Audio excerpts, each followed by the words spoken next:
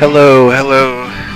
Welcome to my first, and I don't even know what I'm going to call this. It's probably a Let's Race. It's a Let's Play, but I'm going to be racing Grand Prix Legends, which, as you can see on your screen, is a mid to late 60s F1 simulator. And if you haven't heard of it, you should try it out if you're into racing sims, as I'm sure you are if you're watching this channel.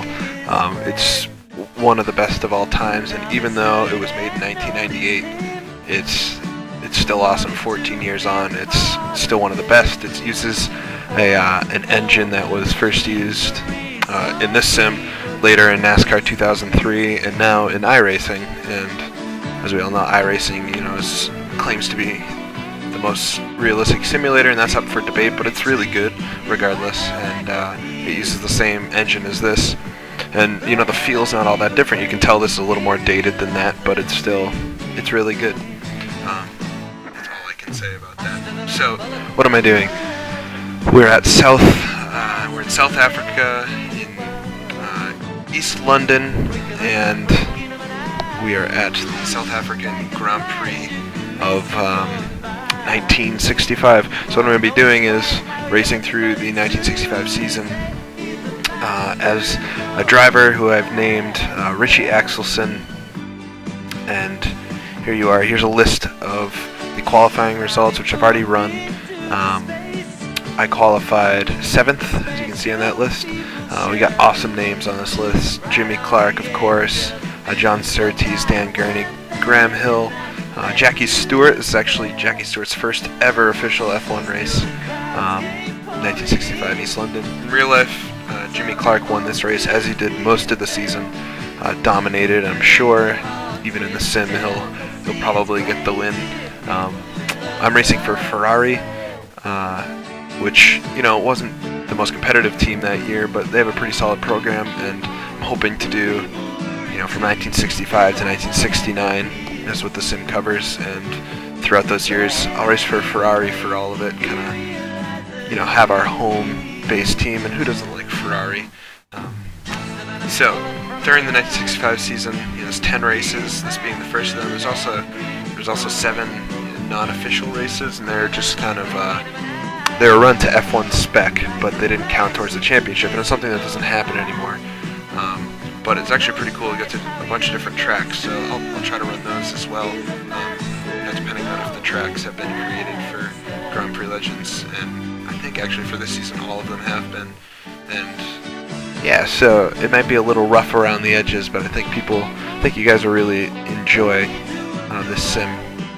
It's got a lot of character, and it's something that a lot of the newer sims are missing. So why don't we take a look at the track real quick before we get started here. It's a 9-turn, 2.5-mile track.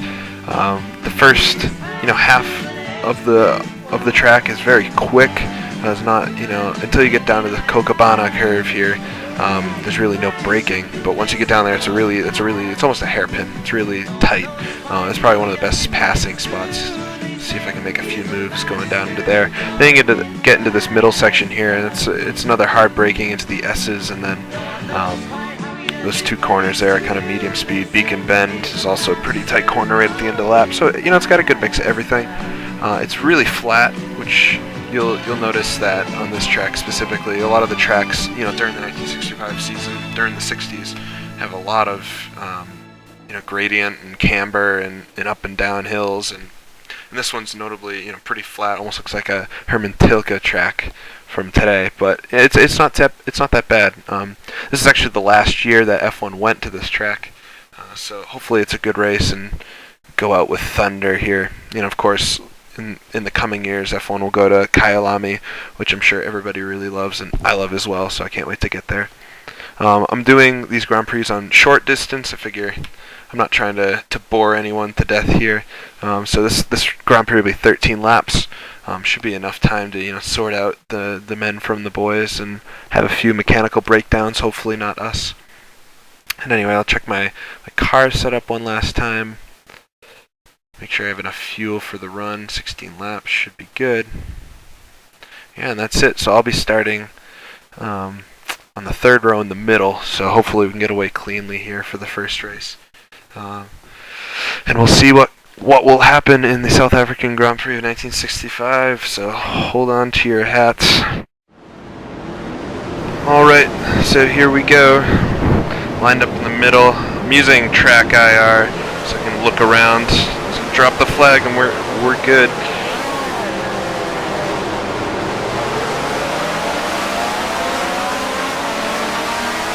Slide right behind Jack Brathen there. Bandini's also going to get past me. Make sure I don't run into anybody here in this first corner.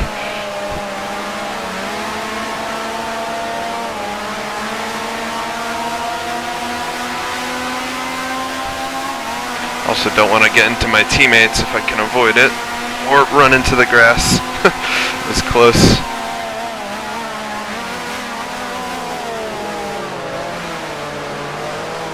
Running a little wide in the hairpin. Kookaburra curve there.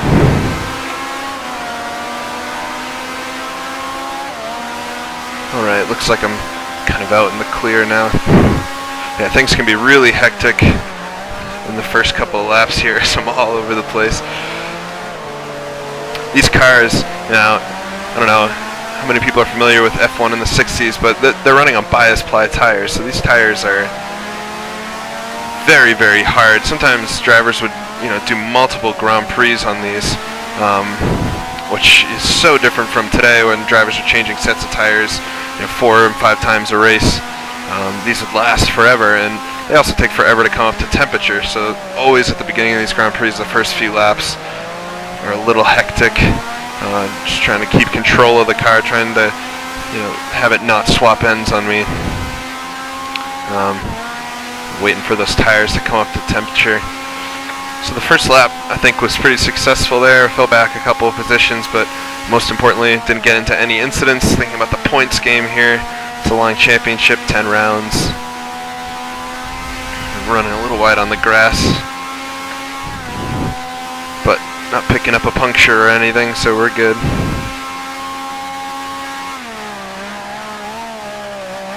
So my teammate running a little wide in front of me. Hopefully capitalize on that.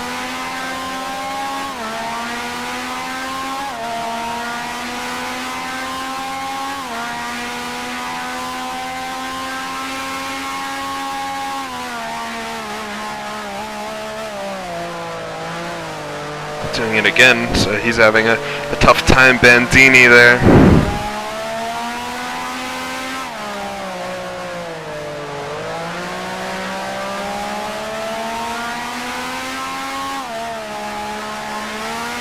Yeah, so as I was mentioning on the grid real quick, I am using Tracker, which is a head tracking software and hardware, and I really, really love it. A lot of people use it for flight sims, which I would also use it for, definitely. You can look around, but for driving sims, it's really awesome. You can, if you only got one screen like I do, you can really take advantage of it and look around, make sure you're not going to run into anybody. You move your head side to side, get a good look at the apex. It's pretty awesome. So I almost missed a gear there. So I don't know if I'm going to be able to catch these guys or not. They seem to be going pretty quick, but I can try my hardest. I think if I'm going to make a move, it's going to be down here. There's my teammate, swings wide again. Oh, almost onto the grass. See if I can get right on him now. Now I'm also using H-pattern shifter and clutch, G27 wheel. Trying to be as real as possible. Of course, back in these days, drivers didn't have any sort of communication with their pit crews, with radios and stuff. The pit boards were really what they had, and then even sometimes on pit stops, they'd come in and just lean over and tell the mechanics, hey, this doesn't feel right. But pit stops weren't really a regular thing, so even that you'd want to avoid as much as possible. And the sim faithfully recreates that. You can't really change tires in this or anything, so if you get damaged, you're pretty much done. It's pretty, what's the word? It's not easy. So I'm dropping a wheel off there, and I can see my mirrors. I think it's one of the Lotuses still behind me. I'm gonna guess it's not Jim Clark. or it could be one of the Brathams too. They look similar.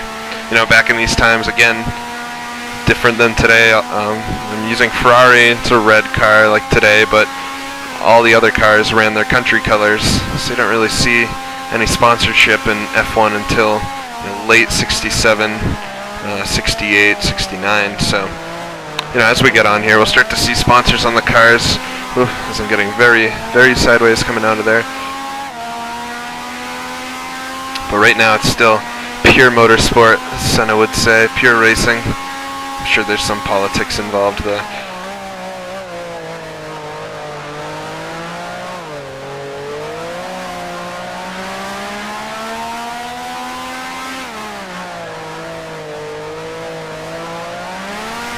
It's very important for me to try to get around my teammate, show the team that I should be the #1 driver. And even though Surtees is probably battling for the lead right now, I don't want to be the #3 driver.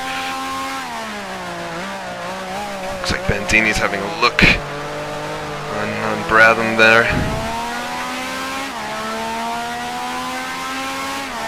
Take a look at my pit board. So P8, so started P6, fell back a couple spots. Okay, still got plenty of time here, and you never know, Bandini and Bratham could take each other out here, which would definitely play into my hands. I'm racing against the AI, of course, but they're very, very good, especially for a sim that's so old. You might see them do some weird things from time to time, but they're very believable, and throughout a whole race, they're generally, very good. Crossing my hands up there.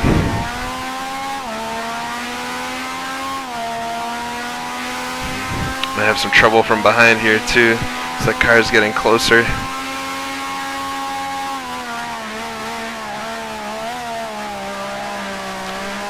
Try to put together a couple good corners here. It's tough, definitely tough doing the commentary at the same time, so sometimes I might go silent mid-sentence while I'm trying to think about placing the car correctly, but this is all for fun in the end, isn't it? So I'm not going to take it too seriously if I make a mistake.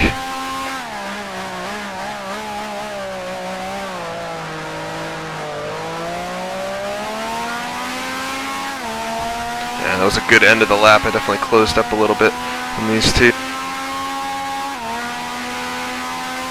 Now, always when I'm looking, when I call up the pit board there, it's always going to be a lap behind. So if you think about it, I just crossed the line. The guys won't have time to put, my lap time up there, my current position, so they have the one from the lap before. So you always have to think of that too.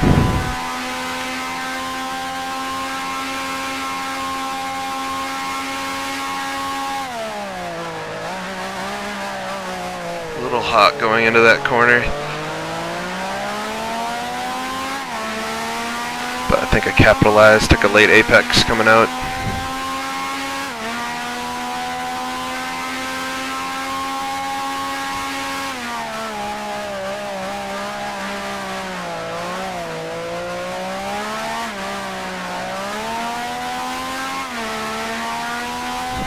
Alright, yeah, I'm definitely reeling him in now.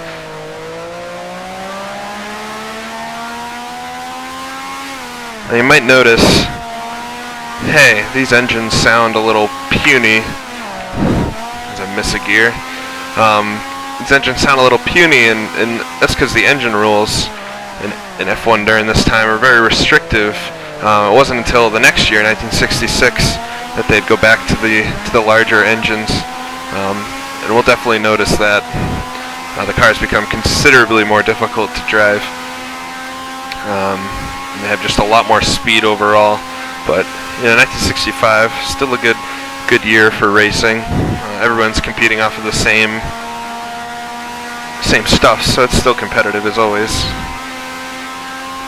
But Lotus, definitely the class of the field this season.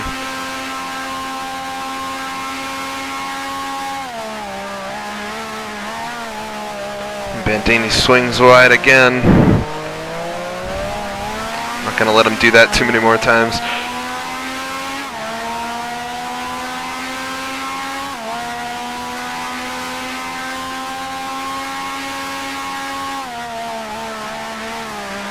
Now, once in a while, you might see me kind of, back out of a maneuver or do something that I could probably make it if I really squeeze myself in there. But I like to drive realistically. It's most enjoyable for me to know that I'm doing this just as real as you would do in real life. Why not? It's already so much of a sim anyway. I actually think we're coming up on a lapped car up here, so things could get interesting. Just the AI and me try to find their way around this slow car. Give him a little wave.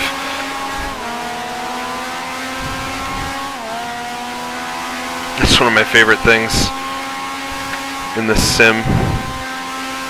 They added it, everyone thinks it's to flip off the other drivers, which it kind of is, even though it's just a fist. Oh no! As I'm just talking about something random, I'm smoking. The good old Ferrari is letting up on me now. See if I can putt it around to the pits. Oh, that's just awful in the first race of the season. We're probably over halfway. A few laps in, I lost count.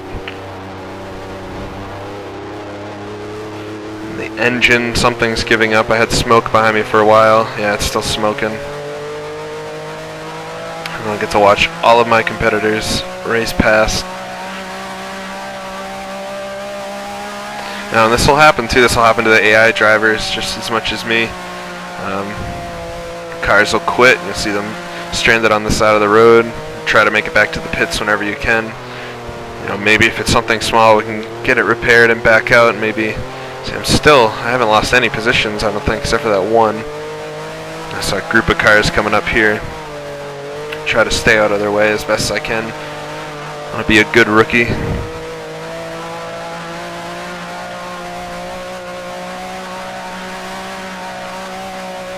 This is just heartbreak. Be pounding the steering wheel.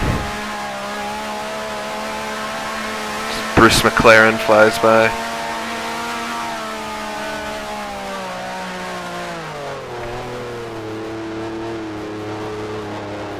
So we'll get her into the pits. It's good we made it. Maybe the team will be able to do something. No speed limits in these days.